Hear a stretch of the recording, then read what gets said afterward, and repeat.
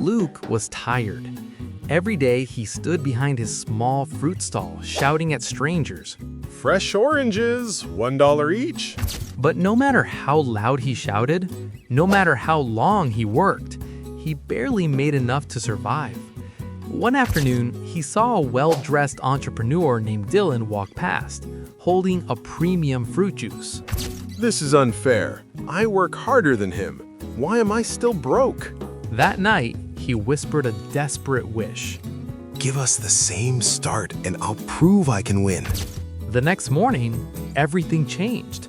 Both Luke and Dylan stood in the same street, same small stall, same crate of oranges, same $50 in cash, same 15 days.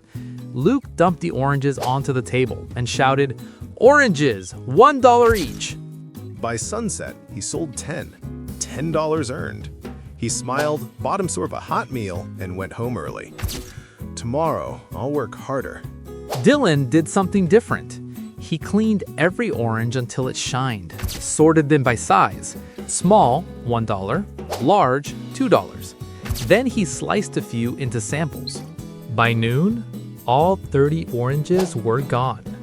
$45 earned. He didn't spend a single dollar. Try one, he said politely to passing customers. Day 2, Luke arrived late. Half his oranges were rotten.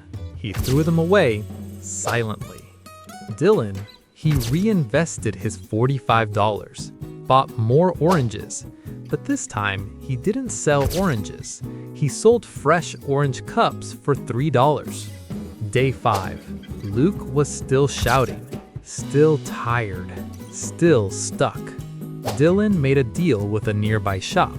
Sell my fruit cups. I'll give you a cut. Now he had 2 selling points. Day 10, Luke had less energy, less hope. Dylan hired a student to manage his stall, while he went out, searching for better suppliers and cheaper fruit. Day 15, Luke counted his money. $8 left. His stall was empty, dusty, silent. Dylan stood across the street. 3 helpers, multiple selling points, steady customers, $1,200 earned, and growing. Luke stared in disbelief. How? Dylan smiled calmly. You were selling fruit to survive. I was building a system to grow. Money isn't the advantage. Resources aren't the advantage. The real advantage is how you think. Some people see products, others see opportunities. Some people work for today, others build for tomorrow. That's why some stay stuck and others turn a simple fruit stall into a growing business.